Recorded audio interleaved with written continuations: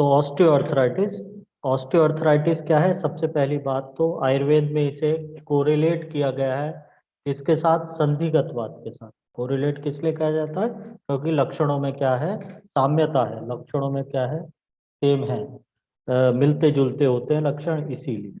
तो ऑस्टियोआर्थराइटिस की बात कर रहे हैं। तो आर्थराइटिस का मतलब हो गया कि इन्फ्लामेशन इन जॉइंट, बेसिकली इसमें वर्ड, तो ये भी एक तरीके का इन्फ्लेमेटरी जॉइंट डिजीज है। बट बेसिक प्रोसेस क्या होता है जिस वजह से ये डिजीज इवॉल्व करती है, डिजीज होती है, वो क्या है? वो आपको नीचे लाइन में दिख रहा होगा, डीजनरेटिव जॉइंट डिजीज। ये हमने पहले भी बताया था। संधिगतवात यानी ऑस्टियोआर्थराइटिस, वातरक्त यानी गाउट, आमवात यानी कि क्या कहते हैं, रूमेटॉइड अर्थराइटिस। तीनों में क्या होता है, इक्वालिटी है सिम्टम्स में लगभग, कि दो तीनों में क्या होगा, संधियों में शूल होता है, शोथ होता है। तो डिफरेंस के लिए, पॉइंट के लिए क्या है, अगर हम पैथोजेनेसिस के वे से देखें तो जहाँ आमवात क्या है, एक इन्फ्लामेटरी जॉइंट डिजीज है, यानी कि उसमें इन्फ्लामेशन का प्राधान्य है, और किस कारण से होती है, ऑटो इम्यूनिटी की वजह से होती है। वहीं क्या कहते हैं, जो गाउट है वो क्या है, मेटाबॉलिक डिसऑर्डर है। इसके मेटाबॉलिज्म, प्यूरिन का मेटाबॉलिज्म बिगड़ता है, जिसकी वजह से एक्सेस डिपोजिशन होता है किसका, यूरिक एसिड का, और जिसकी वजह से बेसिकली वो क्या है, मेटाबॉलिक डिसऑर्डर। और जहाँ की ऑस्टियोआर्थराइटिस क्या है, एक डीजनरेटिव डिजीज है, जिसमें यानी कि डी जॉइंट का क्या होता होगा, लॉस होता होगा। तो डिफरेंस के पॉइंट पे क्या हो गया, ऑस्टियोआर्थराइटिस डीजनरेटिव जॉइंट डिजीज हो गई, फिर rheumatoid arthritis inflammatory joint disease हो गई, आपका गाउट क्या हो गया, मेटाबॉलिक जॉइंट डिजीज हो गई। ये तीनों में बेसिक डिफरेंस, तीनों डिजीज। तो क्या कहा गया है डेफिनेशन में, it is a slowly progressive degenerative joint disease. Slowly progressive मतलब धीमे धीमे क्या होगा, ये डीजनरेशन क्या होगा, डेवलप करेगा। यानी कि डिजीज को डेवलप करने में इसको क्या लगेगा, टाइम लगेगा, ये ग्रेजुअली समय के साथ साथ बढ़ती जाएगी। ठीक।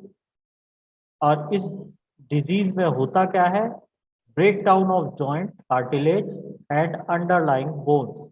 यानी कि जिस भी जॉइंट की होगी, जॉइंट का क्या होगा, डैमेज होगा, और उसकी जॉइंट की कार्टिलेज का डैमेज होगा, ठीक है? जो कि आर्टिकुलर कार्टिलेज, क्योंकि आर्टिकुलेशन में हेल्प कर रही है, यानी उस जॉइंट को मूव करवाने वाली जो कार्टिलेज है, उसका क्या होता है, डिजनरेशन होता है। और साथ ही जिस बोन की ये डिजीज है, दोनों के बोन के एंड जो जॉइंट जो उसके साथ बोन अटैच्ड है, उसका भी डिजनरेशन होगा। तो इसकी वजह से इसके कॉमन सिम्टम्स क्या हो गए, कि जॉइंट में पेन होती है और स्टिफनेस होती है, यानी जकड़ाहट होती है उस जॉइंट में। यानी उस जॉइंट में पेन होगा, और जिस भी जॉइंट में ऑस्टियोआर्थराइटिस होगी उसमें पेन और स्टिफनेस यानी जकड़ाहट मिलेगी। डिजीज की जब पैथोलॉजी डेवलप करती है, तो जॉइंट स्पेस जो होता है, यानी जॉइंट, दो जॉइंट के बीच में जो स्पेस होता है, वो स्पेस क्या कर जाता है, रिड्यूस कर जाता है, कम हो जाता है, जिसकी वजह से जॉइंट का मूवमेंट में क्या होती है, डिफिकल्टी होती है, उसमें क्या आ जाती है, जकड़ाहट आ जाती है। Usually the symptom progress slowly over years, यानी सालों लगते हैं डिजीज को क्या है, डेवलप करने में, लक्षणों को आने में। इनिशियली दे में अकर only after exercise but can become constant over time. यानी शुरुआत में जब देखा जाता है कि डिजीज, यानी ये जो जॉइंट पेन और स्टिफनेस की बात कर रहे हैं, ये ज्यादातर क्या होता है, एक्सरसाइज करने के बाद होता है। यानी कोई आप अपने बल से अधिक, यानी अपने पावर से अधिक का वर्क कर रहे हैं, या एक्सरसाइज कर रहे हैं, तो व्यायाम करने के पश्चात देखा जाता है कि पेशेंट को क्या तकलीफ होती है, कि उसके जॉइंट में पेन है या स्टिफनेस है। बट धीमे धीमे क्या होता है, कि जैसे जैसे डिजीज डेवलप करती जाती है, जो ये एक्सरसाइज वाला फैक्टर है वो हट जाता है, यानी कि पेशेंट को कभी भी किसी भी कार्य से, किसी भी कंडीशन में ये जॉइंट पेन और स्टिफनेस महसूस होता है। और तो osteoarthritis mostly occurs in weight bearing joint, यानी कि ऑस्टियोआर्थराइटिस ऐसे जॉइंट्स में ज्यादातर होती है जिनमें क्या होता है, जो वजन होते हैं, यानी कि बॉडी का वेट जिन पे डिपेंड करता है, उन जॉइंट्स पे ज्यादा होती है। जैसे कि क्या हो गया आपका, हिप हिप जॉइंट हो गया, कमर का जॉइंट हो गया, देन उसके बाद आपका नी जॉइंट हो गया, देन उसके बाद आपका एंकल जॉइंट हो गया। तो ये क्या है, पूरे शरीर का वजन भार वहन करने वाले, वेट बियर करने वाले क्या होते हैं, जॉइंट्स होते हैं। ज्यादातर इन्हीं में ये क्या है, डिजीज दिख जाती है। The most commonly involve joints are the two near ends of the finger. जो दो सबसे ज्यादा जॉइंट्स इसमें इन्वॉल्व होते हैं, एक तो क्या है, फिंगर्स के जॉइंट बता रहा है। अभी हमने इससे पहले कहा कहा ज्यादातर क्या होता है कि वेट बियरिंग जॉइंट्स में हो रही है, और बट फिंगर्स में भी आपको देखी जा रही है ये disease two near the ends of the finger, यानी कि उंगलियों के जो आखिरी जॉइंट्स हैं, ठीक है, यानी डिस्टल इंटरफेलेंजियल जॉइंट, उसमें देखी जाती है ये disease. And at the base of the thumb, यानी अंगूठे का जो क्या कहते हैं बेस है, ठीक, हाथ की दोनों की बात हो रही है, उसमें देखी जाती है डिजीज। उसके अलावा नी और हिप जॉइंट में देखी जाती है डिजीज। और कहाँ के जॉइंट्स बता रहा है वो, नेक और लोअर बैक में देखी जाती है। तो ये जॉइंट्स क्या है, ज्यादातर इन जॉइंट्स का इन्वॉल्वमेंट क्या होता है, इस डिजीज में होता है। जहां पे हमने रूमेटॉइड अर्थराइटिस में, याद करो अगर आपको याद हो तो, आप हमने रूमेटॉइड अर्थराइटिस में ये बताया था कि सिमेट्रिकल डिस्ट्रीब्यूशन होता है। सिमेट्रिकल डिस्ट्रीब्यूशन का मतलब कि अगर एक साइड का जॉइंट इन्वॉल्व है तो अपोजिट साइड का भी सेम जॉइंट का इन्वॉल्वमेंट होगा। मान लो लेफ्ट पैर की नी का इन्वॉल्वमेंट है, तो उसके साथ में राइट पैर की नी का भी इन्वॉल्वमेंट होगा। यानी ये जो, अगर उसको जॉइंट पेन या स्टिफनेस महसूस हो रही होगी, वो राइट में भी दिखेगी, लेफ्ट में भी दिखेगी। बट ऑस्टियोआर्थराइटिस में ऐसा नहीं होता। तो दोनों में डिफरेंस करने का एक तरीका ये भी हो गया। ऑस्टियोआर्थराइटिस में क्या देखा जाता है, joint on one side of the body are often more affected than those of the other. तो एक साइड के जॉइंट का इन्वॉल्वमेंट दिख सकता है, यानी बाइलेटरल ना दिख के यूनिलेटरल इन्वॉल्वमेंट दिख सकता है, कि एक नी में तो ज्यादा तकलीफ है बट दूसरी नी में उतनी तकलीफ नहीं। The symptom can interfere with work and normal daily activity, यानी कि उसको सिम्टम इतने हो सकते हैं कि वो डेली का जो काम करता है, अपना नॉर्मल वर्क करता है, यानी उसको जॉइंट में पेन और स्टिफनेस इतना अधिक हो सकता है कि वो जो डेली का काम करता है, उस काम में भी उसको बाधा होगी, वो काम भी वो प्रॉपर तरीके से नहीं कर पाएगा। फिर क्या कह रहे हैं लास्ट पॉइंट में, unlike some other types of arthritis only the joint not internal organs are affected, यानी कि जैसे कि हम यूमेटॉइड अर्थराइटिस या रोमेटॉइड अर्थराइटिस में देख रहे थे, आपका जॉइंट्स के अलावा और ऑर्गन्स का भी क्या हो रहा था, इन्वॉल्वमेंट हो रहा था। जैसे कि हमने एथरोस्क्लेरोसिस बता दी थी, जिसकी वजह से पेशेंट में हार्ट डिजीज डेवलप कर सकती है, और भी बहुत सारे क्या कहते हैं ऑर्गन्स को इन्वॉल्व कर सकता है। और जैसे कि आप गाउट में देख रहे थे कि किडनी का इन्वॉल्वमेंट भी होता है, वहाँ पे रीनल स्टोन भी होते हैं। बट ऑस्टियोआर्थराइटिस में ऐसा नहीं होता। ऑस्टियोआर्थराइटिस मेनली किसकी है, जॉइंट की डिजीज है। अनलाइक और अदर अर्थराइटिस के अलावा इसमें किसी और ऑर्गन का इन्वॉल्वमेंट नहीं होता। तो ये क्या था, इसका इंट्रोडक्शन था ऑस्टियोआर्थराइटिस का। अब देख लेते हैं प्रिवलेंस की बात, कि डिजीज किसमें ज्यादा होती है। तो हमने एक बता ही दिया कि वेट बेयरिंग जॉइंट में, ऐसे जॉइंट्स जो शरीर में बाहर को वहन करते हैं, उन जॉइंट्स में अधिक होगी। उसके अलावा इंटरफेलेंजियल जॉइंट्स में अधिक होगी।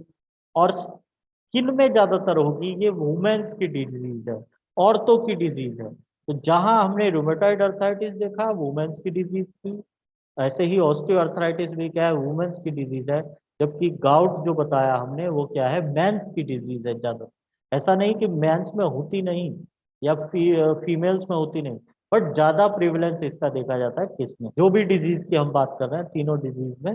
तो जिसमें ज्यादातर प्रिवलेंस इसमें, ऑस्टियोआर्थराइटिस का प्रिवलेंस किसमें देखा जा रहा है, वुमेन्स में। और कैसा, 50 ईयर्स की है या 50 साल से ऊपर की महिलाओं में ऐसा देखा जाता है। ये डिजीज क्या है, वियर एंड टीयर की डिजीज है, यानी टूट फूट वाली डिजीज है।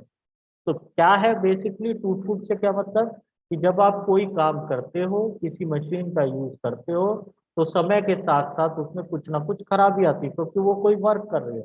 उसी तरीके से ऑस्टियोआर्थराइटिस कैसे डेवलप कर रही है कि हम नॉर्मल लाइफ में जो भी कार्य करते हैं उन कार्य की वजह से जॉइंट में प्रेशर पड़ता है, वजन पड़ता है, जिसकी वजह से जॉइंट में छोटी छोटी इंजरी होती हैं, जो वो इंजरी कलेक्टिवली क्या करती हैं, ऑस्टियोआर्थराइटिस को कॉज करती हैं। तो इसीलिए इसे वियर एंड टियर डिजीज भी कहा जाता है। ये टूट फूट जो थोड़ी बहुत चलती रहती है शरीर में, तो ज्यादातर ऐसे लोगों में देखी जाएगी जो वजन ढोने का या ऐसा काम करते हैं जिसमें हैवी लिफ्टिंग करनी पड़ती है, भारी वजन उठाना पड़ता है, या फिजिकल वर्क ज्यादा है, चलना फिरना दौड़ना ज्यादा है, उनमें ऑस्टियोआर्थराइटिस का प्रेवलेंस देखा जाता है।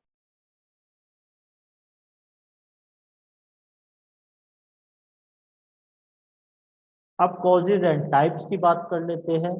तो इसके भी दो टाइप्स हैं, जैसे कि आपने क्या कहते हैं अर्थराइटिस पढ़ी थी कि प्राइमरी अर्थराइटिस या सेकेंडरी अर्थराइटिस, या प्राइमरी गाउट और सेकेंडरी गाउट की बात हो रही थी। उसी तरीके से प्राइमरी ऑस्टियोआर्थराइटिस है, सेकेंडरी ऑस्टियोआर्थराइटिस है। प्राइमरी ऑस्टियोआर्थराइटिस अननोन इटियोलॉजी है, कारण इसका पता नहीं कि आखिर ऐसा क्यों होता है, पर हो रहा है।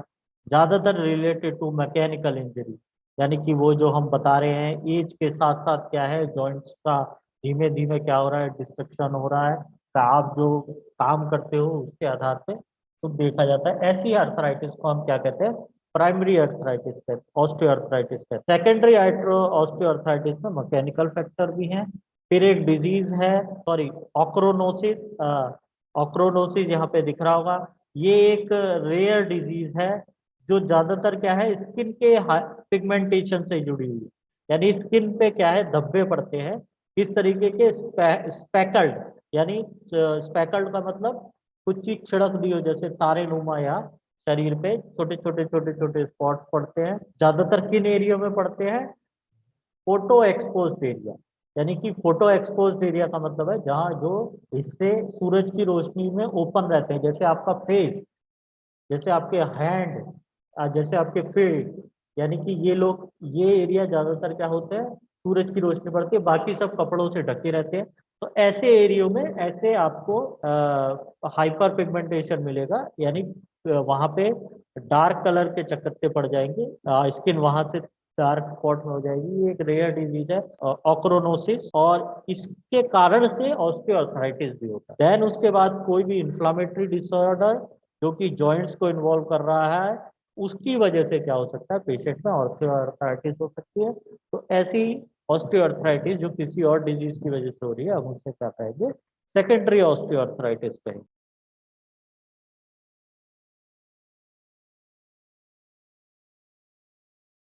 अब आगे बात करते हैं पैथोजेनेसिस की। तो फिगर देख रहे होगे आप, तो एक साइड क्या है, एक हेल्दी जॉइंट दिखाया है, नॉर्मल जॉइंट दिखाया है।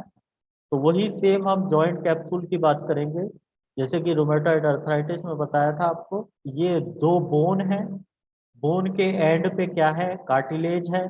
इसी को हम क्या कह रहे हैं, आर्टिकुलर कार्टिलेज कह रहे हैं। फिर ब्लू कलर का जो हिस्सा आपको दिख रहा है वो क्या है, सिनोवियल फ्लूइड है इसमें का, वो क्या कह रहे हैं, जॉइंट कैप्सूल है। ठीक है, यानी जॉइंट कैप्सूल के अंदर सिनोवियल फ्लूइड और सिनोवियल मेम्ब्रेन है। तो ये नॉर्मल है। अब हम क्या देखेंगे कि ऑस्टियोआर्थराइटिस में क्या क्या चेंजेस आ रहे हैं। यहाँ पे एक कहा गया बोनी स्पर्श।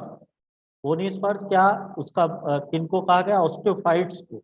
ऑस्टियोफाइट्स क्या है, एक्स्ट्रा बोन फॉर्मेशन है। यानी कि ये क्या है, छोटे छोटे आपको नुकीले नुकीले क्या है, पॉइंटेड दिखेगा, बोन्स की ग्रोथ दिखेंगी। अभी आगे एक एक्सरे दिखाएंगे, उसमें भी ऑस्टियोफाइट्स दिखाएंगे। इनको क्या कहा जाता है, ऑस्टियोफाइट्स कहा जाता है। फिर यहाँ पे दिख रहा होगा आपको रफ एंड थिनिंग कार्टिलेज, यानी कि जो ये आर्टिकुलर कार्टिलेज है वो समय के साथ साथ क्या होती जा रही है, पतली होती जा रही है और रफ होती जा रही है। यानी कि आपको क्या दिख रहा है कि बोन का डैमेज हो रहा है और आर्टिकुलर कार्टिलेज का डैमेज हो रहा है इस डिजीज। फिर आपको thickened inflamed synovium, synovial membrane जो है वो आपको थिक दिखने लगेगी। और क्या है, सिनोवियल फ्लूइड की कंसिस्टेंसी भी क्या हो जाएगी, हार्ड हो जाएगी, यानी ये गाढ़ा होने लगेगा। और साथ में वो क्या कह रहा है, थिकंड स्ट्रेच्ड कैप्सूल, जो जॉइंट कैप्सूल है वो भी थिक हो जाएगा, मोटा हो जाएगा, और आपको थोड़ा सा बढ़ा हुआ खिंचा हुआ दिखेगा। तो ये क्या है, ऑस्टियोआर्थराइटिस में चेंजेस आपको पैथोलॉजिकल चेंजेस दिखते हैं। इसको एक और फिगर से हम क्लियर करते हैं। तो यहाँ पे आपको दिख रहा होगा कि क्या कहते हैं, एक साइड तो नॉर्मल बोन है, ये आपको क्या कहते हैं नीचे का जो पार्ट दिख रहा है या व्हाइट कलर का पार्ट जो दिख रहा है आपको ऊपर भी, ये क्या है, कार्टिलेज है।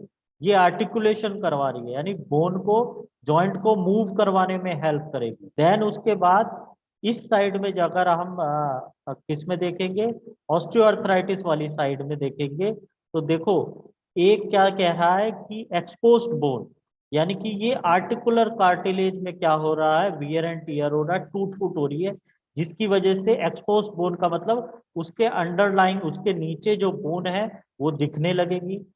ड्यू टू प्रेशर क्या हो रहा है, ये कार्टिलेज बोन ब्रेक, पहले तो कार्टिलेज ब्रेक ब्रेक करती है, उसमें क्रैक्स आ जाते हैं।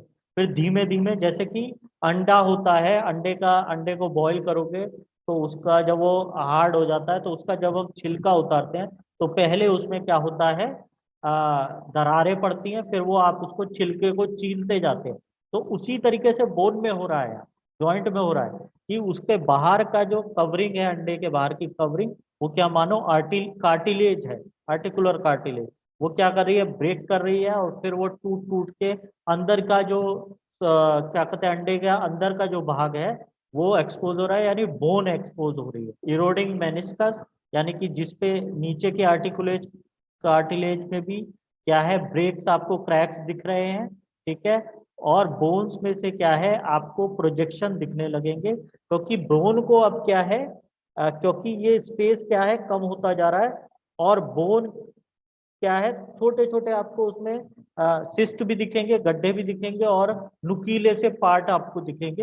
ये आगे एक्सरे दिखाएंगे तब आपको और क्लियर होगा। तो ये चेंजेस होते हैं किसमें, ऑस्टियोआर्थराइटिस के अंदर। पढ़ लेते हैं, articular cartilage loses it elasticity, यानी सबसे पहले क्या होता है, जो आर्टिकुलर कार्टिलेज है उसकी इलास्टिसिटी क्या होती है, खत्म होने लगती है, जिसकी वजह से रिजल्ट टू फ्रेगमेंटेशन, वो छोटे छोटे टुकड़ों में टूटने लगता है। और ये टुकड़े क्या है, फिर टूट के सिनोवियल फ्लूइड में क्या है, फ्लोट करने लगते हैं, तैरने लगते हैं, ठीक है।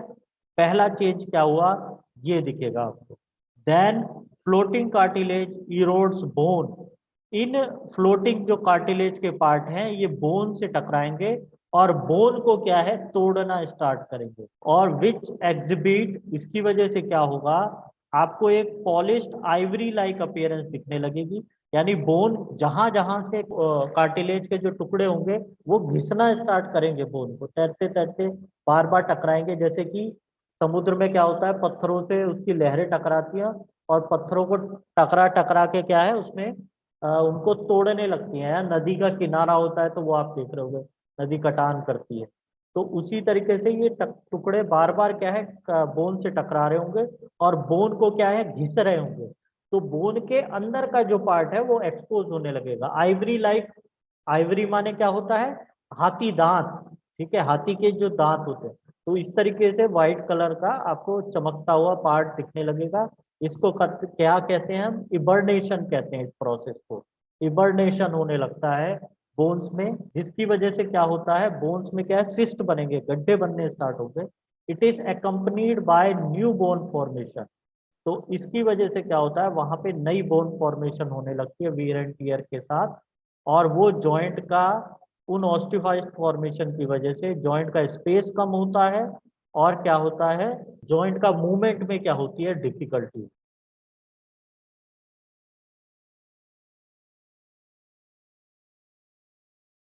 अब क्लिनिकल फीचर्स की बात कर लेते हैं। तो मेन फीचर क्या है, पेन होता है जॉइंट में, causing loose loss of ability, यानी जॉइंट का मूवमेंट क्या होता है, कम होने लगता है, या जो वो कार्य कर रही है, मान लो वेट बेयरिंग जॉइंट है, तो व्यक्ति खड़ा नहीं हो पाएगा सही से ज्यादा देर तक, क्योंकि वेट उसका बियर ही नहीं कर पा रही होगी, वो वजन सहने लायक नहीं रहेंगी। और ऑफन स्टिफनेस, यानी कि जॉइंट में क्या आएगी, रिजिडिटी आएगी, उनके मूवमेंट में क्या होगी, तकलीफ होगी। ये पेन क्या होता है, किसी एक्टिविटी को करने से क्या होता है, वर्ष हो जाता है। यानी कि क्या है, कोई भी कार्य करेगा तो क्या है, उसका पेन बढ़ जाएगा, और रेस्ट करने पे उसे क्या मिलेगा, आराम मिलेगा।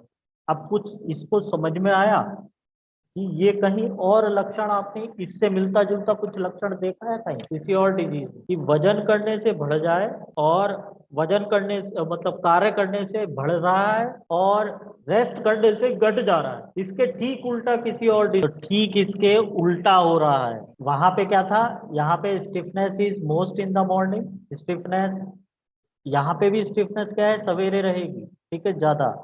और क्या रहेगी, typically last less than 30 minutes after beginning daily activity. सुबह वो उठेगा, उसको भी जकड़ाहट होगी, ठीक है, जैसे रूमेटॉइड अर्थराइटिस में हो रही है। बट रूमेटॉइड अर्थराइटिस में क्या था कि उसको क्या कहते हैं, सवेरे उठने के बाद जो ये जकड़ाहट रहती थी, ये रिलीव नहीं होगी जब तक वो कोई कार्य नहीं करेगा। पर यहाँ पे क्या होता है कि जब वो सवेरे उठ जाता है 30 मिनट के बाद, उसकी ये स्टिफनेस कम हो जाती है, बट वो कार्य करता है तो पेन बना रहता है उसको कोई काम करने से। सवेरे उसको पेन नहीं हो रहा है, सवेरे केवल उसको जकड़ाहट महसूस हो रही है। जबकि रूमेटॉइड अर्थराइटिस में दोनों चीजों की स्टिफनेस भी होगा, पेन भी होगा, और काम करने से उसको आराम मिल जाएगा। बट यहाँ पे वो सवेरे उठने के बाद जकड़ाहट तो महसूस कर ही रहा था, 30 मिनट में वो जकड़ाहट तो थोड़ा सा कार्य करने में दूर हो जा रही है, बट पेन उसका क्या है, बढ़ जा रहा है। फिर उसके बाद एक बहुत इंपॉर्टेंट लक्षण है जो हमने पिछली दोनों डिजीज में नहीं बताया, ना रूमेटॉइड अर्थराइटिस में, ना क्या कहते हैं, वो क्या बताया है कि जॉइंट से आवाज आती है, कटकटाहट की, क्रैकलिंग नॉइज आता है, जिसको आप क्या कहते हैं, क्रेपिटस कहते हैं। जैसे सनी देओल अपनी उंगलियां मोड़ता है तो वो आवाज आती है, तो वही क्रेपिटस आपको जॉइंट से कटकटाहट की आवाज सुनाई देगी। यानी जब आप उसका जॉइंट मूवमेंट करवाएंगे तो cut cut cut cut cut cut की आवाज आएगी। इसको हम क्या कहते हैं, क्रेपिटस। तो स्पेशली कहाँ से आएगा, जॉइंट और नी, शोल्डर और नी जॉइंट से आपको दिखेगा, यानी घुटने से और कंधे से उसके ऐसे आवाज आएगी। ए पर्सन में also complain joint locking and joint instability, ठीक है। यानी पेशेंट आपके पास क्या कंप्लेंट लेके आता है कि जॉइंट लॉक हो गया है, यानी जॉइंट मुड़ता ही नहीं है, पाँव मोड़ने की कोशिश करते हैं पर मुड़ता ही नहीं पाता, या उंगलियों में हो रहा है तो उंगलियां मोड़ने की कोशिश कर रहे हैं पर उंगलियां मुड़ती ही नहीं है। जॉइंट इंस्टेबिलिटी यानी जॉइंट की डिफॉर्मिटी दिख सकती है। These symptoms would affect their daily activity, यानी कि रोजमर्रा के कार्य जो है उसको करने में तकलीफ होगी, यानी पेन और स्टिफनेस की वजह से वो दिन के जो दैनिक दिनचर्या है उसकी नॉर्मल लाइफ में जो काम करता है वो काम भी नहीं कर पाएगा। फिर उसके बाद दो क्लिनिकल साइन हैं जो आपको दिखते हैं पेशेंट में ऑस्टियोआर्थराइटिस में। एक है हैबर्डर नोड्स, नोड्स का मतलब क्या है, गांठ, osteophytes formed at distal interphalangeal joint, यानी कि डिस्टल जॉइंट क्या है, उंगली का लास्ट वाले जॉइंट में आपको क्या दिख रहा है, गांठ दिखेगी। ये क्या है, ऑस्टियोफाइट्स वहां पे फॉर्मेशन की वजह से दिख रहा है। तो डिस्टल में अगर वो दिख रही है, डिस्टल जॉइंट में यानी नेल्स के पास वाले जॉइंट में आपको दिख रही है, तो उसको हम हैबर्डर नोड्स कहते हैं, गांठ को। और अगर वो प्रॉक्सिमल जॉइंट में मिल रही है तो उसको हम क्या कहेंगे, बुचर्ड्स नोड्स कहेंगे। तो ये हैबर्डर नोड्स और बुचर्ड नोड्स इस डिजीज की मेन उसमें से है क्लिनिकल प्रेजेंटेशन में, ये डायग्नोसिस बनती है इससे डिजीज की। तो आप यहाँ साइड की फिगर में दोनों है पेशेंट को, हैबर्डर नोड और बुचर्ड्स नोड भी हैं। तो देख रहे होगे उसकी उंगली के पास में सूजन दिख रही है आपको, गांठ होगी ये डिस्टल इंटरफेरेंजियल जॉइंट है, सॉरी, नेल्स के पास में। तो ये क्या हो गया, हेबर्डन नोड्स हो गया। और फिर आप देख रहे होगे कि मिडल में भी, उंगली के बीच में भी, यानी प्रॉक्सिमल इंटरफेरेंजियल जॉइंट में भी आपको गांठ दिख रही है, ये क्या है, बुचर्ड्स नोड है।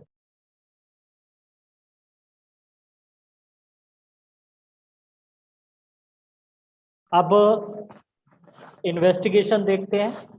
तो कोई इसकी, जैसे रोमेटॉइड अर्थराइटिस या गाउट की इन्वेस्टिगेशन थी कि हम ये टेस्ट करवा लेंगे लेबोरेटरी इन्वेस्टिगेशन, उससे इसमें काम नहीं चलेगा। या आप क्या कर सकते हो, डिफरेंशियल डायग्नोसिस के लिए कर सकते हो इन्वेस्टिगेशन। मान लो कि आपके पास एक जॉइंट का पेशेंट आ रहा है, जॉइंट पेन है, उसका स्टिफनेस है, तो आप उसको इन्वेस्टिगेशन क्या लिखोगे कि रोमेटॉइड अर्थराइटिस और साथ में यूरिक एसिड, दोनों लिख दिया आपने। मान लो उसका सॉरी RA फैक्टर और रूमेटाइड फैक्टर, और आपने उसको क्या लिख दिया, यूरिक एसिड का एस्टिमेशन, सीरम यूरिक एसिड लिख दिया। तो अगर मान लो उसका रूमेटाइड फैक्टर पॉजिटिव आता है, इट मीन्स उसको रूमेटाइड अर्थराइटिस है।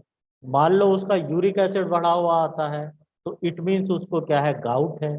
और मान लो दोनों ही पॉजिटिव नहीं आते, दोनों ही बढ़े हुए नहीं है, दोनों ही नॉर्मल है, तो इट मीन्स तीसरी डिजीज कौन सी हो गई, कि उसमें ऑस्टियोआर्थराइटिस हो सकती है। अब उसके बाद आप क्या करवाते हो, तो वो क्या कह रहा है कि डायग्नोसिस ज्यादातर इसकी क्या है, क्लिनिकल एग्जामिनेशन से बनती है, या आप उसकी पेशेंट की हिस्ट्री लेते हैं कि कैसा दर्द हो रहा है, कब दर्द हो रहा है, जो अभी हम बता रहे थे, तब उसकी क्या है, डायग्नोसिस बनती है। कोई लेबोरेटरी इन्वेस्टिगेशन इसके लिए नहीं है। और दूसरी चीज, आपका एक्सरे से इसकी क्या है, रेडियो इमेजिंग से इसकी डायग्नोसिस बन सकती है। एक्सरे आप करवाओगे तो उसमें आपको फाइंडिंग्स मिलेंगी। क्या क्या फाइंडिंग मिलेंगी, क्या क्या पता चलेगा, जॉइंट स्पेस नैरोइंग, यानी जॉइंट के बीच का जो स्पेस होगा वो क्या हो गया होगा, कम हो गया होगा, ये आपको एक्सरे में दिख जाएगा। फिर सब कॉन्ड्रल स्क्लेरोसिस, तो यहाँ पे क्या होगा, increased bone formation around the joint. सब कैंड्रल स्क्लेरोसिस का मतलब है कि आप यहाँ पे क्या है, बोन का क्या है, आपको एक्स्ट्रा फॉर्मेशन दिखने लगेगा। सब कॉन्ड्रल सिस्ट फॉर्मेशन, यानी सब कॉन्ड्रल स्पेस में, यानी दोनों बोनों के बीच में आपको क्या है, सिस्ट यानी गड्ढा फॉर्मेशन, गड्ढे की फॉर्मेशन दिखेगी। और ऑस्टियोफाइट फॉर्मेशन, एक्स्ट्रा प्रोजेक्शन दिखेंगे आपको, एक्स्ट्रा बोन नुकीली नुकीली एक्सरे में दिख जाएंगे। तो यहाँ पे जो हम दिखा, ये ग्रीन और ब्लू कलर की जो फिगर है, इसमें आपको सब कॉन्ड्रल सिस्ट दिखा रहे हैं। ये आपको यहाँ नीचे सर्कल वाला पार्ट जो दिख रहा है, यानी ऐसे गड्ढे के रूप में क्या है, आपको सिस्ट फॉर्मेशन मिलेंगे, यानी बोन में क्या है, गड्ढे बनने लगेंगे। अब आपको एक एक्सरे दिखा रहे हैं, जिसको नॉर्मल एक्सरे से कंपेयर कर रहे हैं हम। तो देख रहे हो आप, फीमर और टीबिया दिखा रखा है, तो नी जॉइंट का एक्सरे है। आप पहले नॉर्मल वाले में देखो, तो आपको जॉइंट स्पेस दिख रहा होगा बीच में, यानी दो बोन्स के बीच में क्या है, स्पेस है। देन आपको इस साइड में देखो, जहाँ पे क्या है, ऑस्टियोआर्थराइटिस दिखा रखी है, इस उसमें एक साइड से आपको क्या कहते हैं, जॉइंट का स्पेस कम होता हुआ दिख रहा है। तो बोन के एंड पे एक प्रोजेक्शन दिख रहा है, नुकीला पार्ट दिख रहा है, हाँ वो क्या है, ऑस्टियोफाइट्स है। ऐसे ऑस्टियोफाइट फॉर्मेशन होता है, यही आपको नोड्स के रूप में दिखते हैं, गांठ के रूप में महसूस होते हैं। तो इसमें क्या है, एक्सरे में आपको ये फाइंडिंग मिल जाएंगी। इसमें कोई अगर सिस्ट फॉर्मेशन है, गड्ढा भी दिख जाएगा आपको, ठीक है। यहाँ पे एक्सरे में नहीं दिख रहा है, बट आपको किसी में अगर सिस्ट फॉर्मेशन हो गया है, गड्ढा वहाँ पे कैविटी बन गई है, तो वो आपको एक्सरे में दिख जाए। तो ये चेंजेस आपको एक्सरे में दिखते हैं, यानी कि जॉइंट स्पेस कम हो जाए, ऑस्टियोफाइट्स दिखने लगे, सब कॉन्ड्रल बोन में क्या है, गड्ढे दिखने लगे, तो इट मीन्स पेशेंट में क्या है, ऑस्टियोआर्थराइटिस है। ये फाइंडिंग आपको इन्वेस्टिगेशन में मिलेगी। तो ये क्या था, आपका ऑस्टियोआर्थराइटिस था। इस तरीके से आपको ये ऑस्टियोआर्थराइटिस देखना है। इसमें पेन लक्षण में क्या आएगा, जॉइंट में पेन एंड स्टिफनेस होगी। डिजीज कैसी है, डीजनरेटिव डिजीज है, बोन का डीजनरेशन होता है, ठीक है। एक्सरे में क्या फाइंडिंग मिलेंगी, जॉइंट स्पेस कम हो रहा होगा, ऑस्टियोफाइड फॉर्मेशन दिखेगा, आपको क्या कहते हैं, सबकॉन्ड्रल सिस्ट दिख सकता है। पेशेंट कंप्लेंट करेगा कि सवेरे स्टिफनेस रहती है, 30 मिनट तक, आधे घंटे 1 घंटे तक रहती है, फिर कोई कार्य करते स्टिफनेस कम हो जाती है, बट पेन उसका बढ़ जाता है। और जो कि फिर रेस्ट करने पे क्या है, उसको आराम मिलता है, बट जब वो रेस्ट करता है तो फिर ये स्टिफनेस क्या है, लौट के आ जाती है, तो वो जकड़ाहट बन जाती है। साथ ही वो अपने जॉइंट का मूवमेंट करेगा, या आप करवा के देखेंगे तो क्रैपिटस आपको सुनाई देंगे, यानी कटकटाहट की क्रैकलिंग साउंड आपको सुनाई देगा। इस तरीके के लक्षण दिखते हैं ऑस्टियोआर्थराइटिस में। फीमेल्स ओरिएंटेड डिजीज है, जो 50 या 50 साल से ऊपर की हैं। वियर एंड टियर डिजीज है, जो शरीर में बोन्स में टूट फूट चलती रहती है, आर्टिकुलर कार्टिलेज में, उसकी वजह से ये डिजीज होती है। ज्यादातर वेट बियरिंग जॉइंट्स में होती है, वजन ढोने वाले